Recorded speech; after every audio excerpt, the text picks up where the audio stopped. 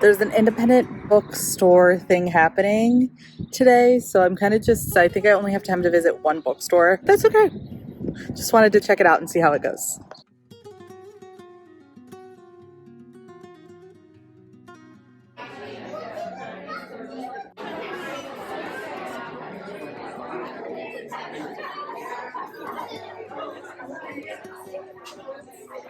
So many good options. Got a book. So apparently there's one of those little free libraries here. So let's check it out.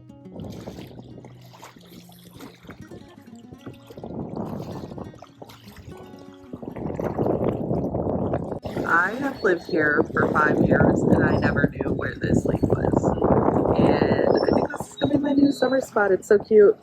Little benches to read. I have spotted the library, folks. Let's see.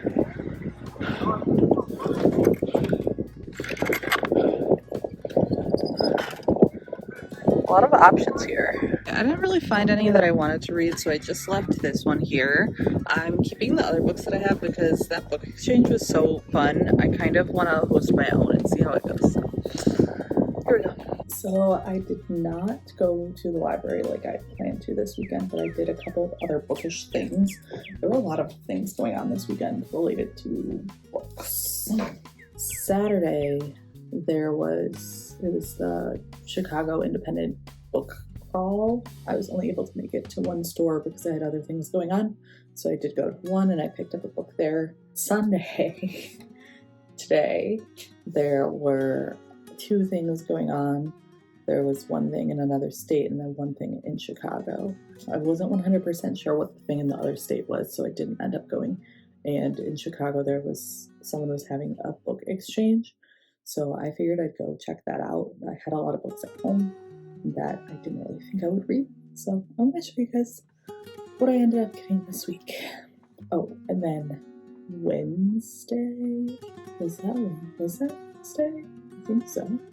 Or Thursday. Maybe it was Thursday. I went to a bookstore before doing something else and I did end up getting 2 books. So I figured we'd do a haul. So let me start with the 2 books that I bought. So I bought Leaving Atlanta by Tayari Jones and Going Home by Tom Lamont. This kind of sounds like it's going to be similar to Full House vibes. I think the description was that it's like someone passes away and then this guy has to look over a kid and there's some like friendships too. So Tio suddenly finds himself the unlikely guardian for little Joel. It's a captivating first novel that explores the mysterious ways children can force us to grow up fast while simultaneously keeping us young forever. Leaving Atlanta, I believe, is historical fiction, and it's about the time when there were a bunch of missing Black kids in Atlanta, set during the 2-year nightmare in which Atlanta's Black children were vanishing in 29 would be found murdered by 1982. Leaving Atlanta portrays one of the darkest tragedies in American history through the eyes of 3 unforgettable children. And honestly, I hadn't really heard of that, so I was like, fascinating. Let's see, what else do I have? So those were the 2 I bought throughout the week. The one that I bought for the independent book crawl was We Are Not Like Them, and this is another historical fiction, I believe. Or was this just fiction? I think this is just fiction, but it's basically like Jen and Riley have been best friends since kindergarten. As adults, they remain as close as sisters, but the deep bond they share is severely tested when Jen's husband, a city police officer, is involved in the shooting of an unarmed Black teenager. Okay, that makes sense. When I was checking this out, the lady said this is really good.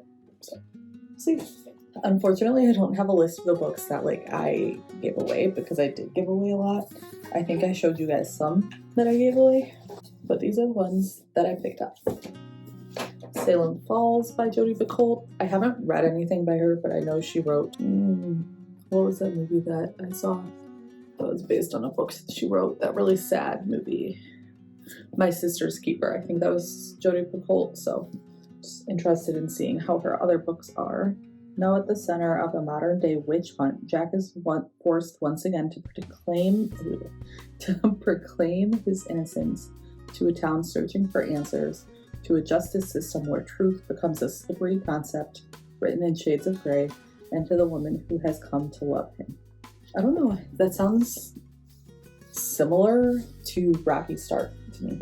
I also got The Pact by Jodi Picoult, and these were all ones that were at the exchange, and I was worried that they weren't really going to have anything that I wanted because it was from like 10 to 3 today, and I didn't get there until 2-ish, so I thought they wouldn't really have anything, but they did still have a good selection. And they had a lot of leftover books, and they said anything that they had left over they were going to donate to Little Free Libraries. When the midnight calls come in from the hospital, no one is prepared for the appalling truth. Emily is dead at 17 from a gunshot wound to the head, inflicted by Chris as part of an apparent suicide pact.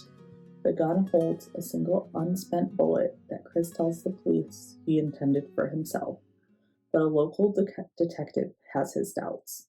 And the hearts and the golds, in a single terrifying moment, must face every parent's worst fear. Do we ever really know our children at all?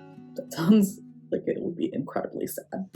I feel like this might be a movie too. One in a Millennial by Kate Kennedy. I'm not really sure if this is a memoir or like more self-help. I'm not sure. Squeeze Me by Carl Hiaasen. I have another book by him from the library right now. And I think, what did he write? He wrote Who, which I really enjoyed. The Who is a young adult, but I don't think these others are necessarily young adults. I think he wrote Who, at least. It's the height of Palm Beach charity fall season. For every disease or cause, there's a reason for the local luminaries to eat, drink, and be seen. But when a prominent high society dowager suddenly vanishes during a swanky gala and is later found dead in a concrete grave, panic and chaos erupt. Kiki Pugh was notable not just for her wealth and her jewels. She was an ardent fan of the Winter White House resident just down the road, and a founding member of the Hotessies, a group of women dedicated to support their president. Never one to miss an opportunity to play to his base, the president immediately declares that Kiki was the victim of rampaging immigrant hordes. This, it turns out, is far from the truth. I have The Long Answer, which I think, honestly, I just kind of liked this cover. I don't know if I fully looked at it. 12 weeks pregnant for the first time, Anna speaks to her sister on the other side of the country and learns she has just miscarried her second child.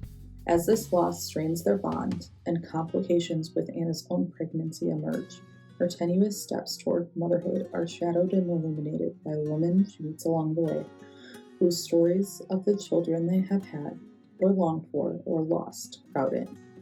The Long Answer is a stunning novel of secrets kept and secrets shared.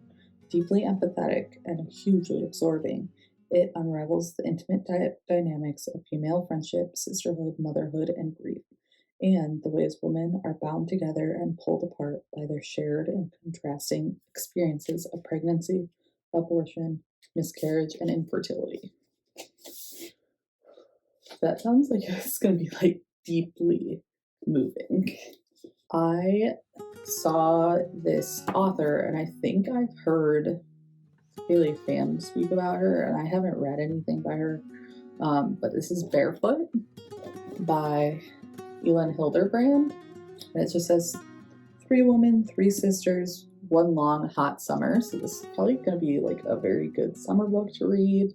And one of the little quotes on the back that someone reviewed: what happens when 3 women converge on Nantucket with only one earnest college boy to watch the kids? Beaches meets The Graduate. So I'm assuming this is going to be like more romance. She's written a lot. Summer reading fun, 20 pages in, you'll be ready to drop everything and head for the beach yourself. So I could read that in my new reading spot. This one I picked up, I liked the cover, and I think it might be romance. I'm not sure. I don't like 100% love romance, so I don't want to really pay for a romance book, but I was like, it's there, I might as well try it. So this one's Who Do You Love? A sweeping story of love across time. Who Do You Love is an extraordinary novel about the way people change and change each other, and one that will stay with you long after you've turned the last page. And that's by Jennifer Weiner. And then last but not least, I was excited about this one. It was a memoir, and it's Green Lights by Matthew McConaughey. And I've seen a lot of really good reviews about this. I also just love memoirs for some reason. So this will be my next one. I haven't read one since Keke Palmer's was the last one I read. So yeah. So that's all the books that I got, which is a lot. And then I had one more update. Oh, I finished Ballad of Songbirds and Snakes, and I think it was okay. I like that it was like a prequel, that it wasn't the first Hunger Games book, because if it was the first Hunger Games book and that's where the story started, I don't think I would have been as invested. Maybe it's because it was more about the Snow story and I wasn't as captivated by that. I also thought it was going to be like more of a villain arc for him than it seemed to be. Like, to me, I'm like, what is this villain origin? Maybe like towards the very end of the book there was a little bit that I could see, but other than that I was like, I don't understand how he turned so cold-blooded. But I haven't read Sunrise and the Reaping yet. Maybe there'll be more in that about how he came to be, because right now I'm just like, I don't understand if I'm supposed to feel like how I'm supposed to feel about him. Very conflicted, because actually I'm not even conflicted about his character. Not like it was like, it's not like I like loved him in this one. So thanks for watching.